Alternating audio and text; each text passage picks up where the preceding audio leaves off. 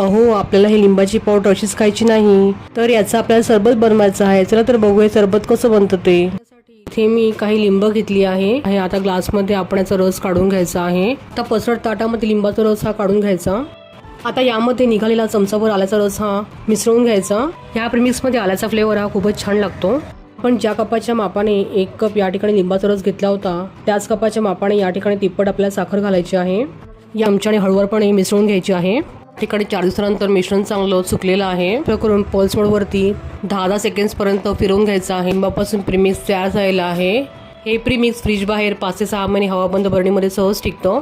आता मी तुम्हाला या प्रीमिक्स पासून 10 सेकंड्समध्ये सरबत कसं तयार करायचं ते दाखवते. त्यासाठी मी या ठिकाणी सर्व ग्लासमध्ये चमचाभर प्रीमिक्स घालून घेतला आहे. आता यामध्ये थंडगार पाणी घालून घ्यायचं. चवीपुरतं सर्व ग्लासमध्ये मीठ घालून घ्यायचं आणि सर्व एकत्र मिक्स करून घ्यायचं आहे. ह्या प्रीमिक्स पासून अतिशय टेस्टी असं सरबत तयार झालेलं आहे.